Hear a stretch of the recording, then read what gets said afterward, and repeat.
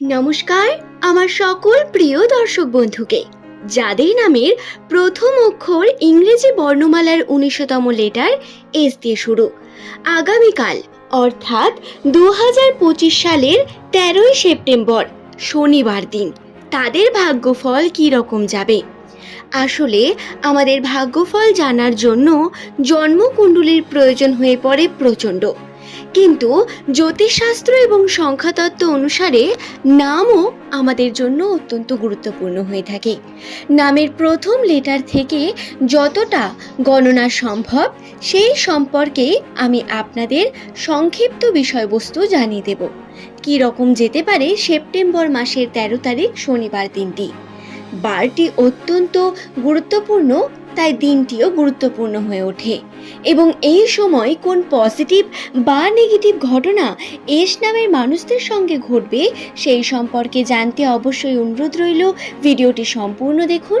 ভিডিওটি দেখে যদি আপনার ভালো লাগে একটি লাইক করে চ্যানেলটিকে সাবস্ক্রাইব করে নেবেন এমনই ভিডিও পাওয়ার জন্য। নিচের কমেন্ট সেকশনে আপনার শুভ নামটি কমেন্ট করে জানাবেন এবং অবশ্যই আপনার প্রিয়জন যাদের নামের প্রথম লেটার এস দিয়ে শুরু তাদের সঙ্গে ভিডিওটি শেয়ার করে দেবেন, যাতে তারাও এই সম্পর্কে বিভিন্ন তথ্য জানতে পারে। সাধারণত নামের প্রথম অক্ষর যদি এস দিয়ে হয়ে থাকে সেই সমস্ত ব্যক্তিদের ব্যক্তিত্ব, গুণাগুণ এই নিয়ে বহু কনফিউশন ক্রিয়েট হয়।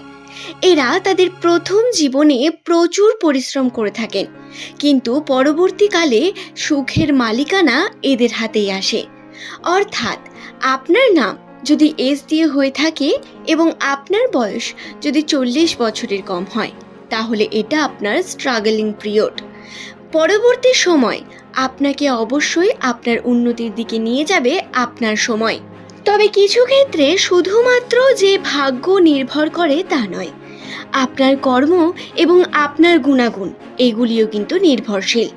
এস নামের মানুষদের মধ্যে সবথেকে বেশি যে বিষয়টি লক্ষ্য করা যায় সেটি হলো এদের হাতের গুণ, শিল্পকলা অত্যন্ত সুন্দর। এরা যে কোনো বিষয়ে অত্যন্ত পারদর্শী হয়ে থাকেন যদি সেই বিষয়কে নিয়ে রপ্ত করতে চান। যদি কোনো কার্যকে সিরিয়াসলি নেন তাহলে এদের জেদ সেই কার্যকে সম্পূর্ণ করার মতো সম্পূর্ণ পারমিশন এদের দিয়ে থাকে এবং এরা সেই কার্যকে মনে প্রাণে করার চেষ্টা করেন। দায়িত্বপূর্ণ এস নামের এই মানুষদের তবে আর্থিক ক্ষেত্রে বহু বাধা আসে জীবনে। আপনার নাম যদি এস দিয়ে হয়ে থাকে তাহলে বলে রাখি, আপনার চেষ্টা, আপনার কর্ম আপনাকে প্রচণ্ডভাবে উন্নতির দিকে এগিয়ে নিয়ে যেতে পারে। এবং ১৩ তারিখের কথা যদি বলা হয়, ১৩ই সেপ্টেম্বর দিনের শুরুতেই আর্থিক সমৃদ্ধির বিশেষ সম্ভাবনা পেতে চলেছেন। কর্মের সুযোগ, যে কর্মের সঙ্গে আপনি যুক্ত রয়েছেন সেই কর্মে সমৃদ্ধির পরিমাণ বৃদ্ধি পাওয়ার সম্ভাবনা রয়েছে। চেষ্টা করলে তার ফল অবশ্যই পাবেন এবং যারা প্রতিনিয়ত চেষ্টা করেছেন এর আগেও এবং শিখেছেন কোনো নতুন কলা বা নতুন কার্য, সেই কর্মে উন্নতির সম্ভাবনা থাকবে প্রচণ্ড। শুধু তাই নয়, নতুন অপরচুনিটি এবং নতুনভাবে আপনার জীবনের বিভিন্ন কর্মের মধ্যে যুক্ত হওয়ার বিভিন্ন বিষয় আপনাকে উন্নতির পথে নিয়ে যাবে। তবে আপনার মানসিক চাপ এবং চিন্তা হওয়ার একটি বিষয় বর্তমান থাকবেই। বিভিন্ন দিক থেকে মানসিক চাপ আপনাকে ঘিরে ধরবে, যার কারণে আপনি কর্মে সঠিকভাবে মনোযোগী হয়ে উঠতে পারবেন না। বারংবার বিভিন্ন রকম মন আপনাকে আপনার কর্ম থেকে দূরের দিকে নিয়ে যেতে থাকবে। তবে যারা স্বর্ণশিল্প, লৌহ শিল্প বা বিভিন্ন প্রকার পানীয় বিভিন্ন ব্যবসার সঙ্গে যুক্ত, অর্থাৎ দুগ্ধ ব্যবসা বা পানীয় জলের ব্যবসা, এই ধরনের কার্যের সঙ্গে যারা যুক্ত রয়েছেন তাদের কর্মে সমৃদ্ধির পরিমাণ সবথেকে বেশি হওয়ার সম্ভাবনা রয়েছে বর্তমান সেপ্টেম্বর মাসে। যারা হাতের কার্যে পারদর্শী তাদের জন্য বলবো, হাতের কার্যে প্রচুর পরিমাণ সমৃদ্ধির সম্ভাবনা রয়েছে।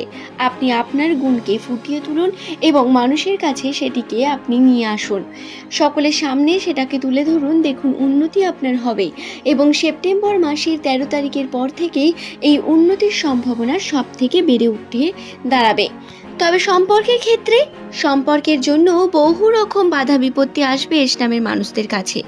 সম্পর্কের ক্ষেত্রে আপনার পরিবার, আত্মীয় স্বজন, পাড়া প্রতিবেশীর থেকে সমস্যা আসতে পারে আপনার উন্নতি এবং ভালো কার্যের জন্য।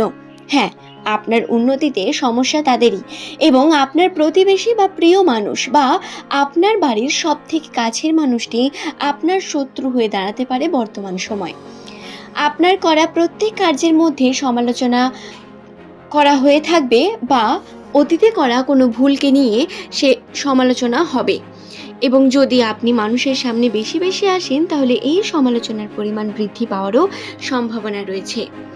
কর্মক্ষেত্রে বাধা বিপত্তি আসার সম্ভাবনা বর্তমান, তবে উন্নতির সম্ভাবনা একেবারে নেই এটা নয়। তবে দর্শক বন্ধুরা, সম্পর্কের ক্ষেত্রে বেশ কিছু কমপ্লিকেশনস আসতে পারে।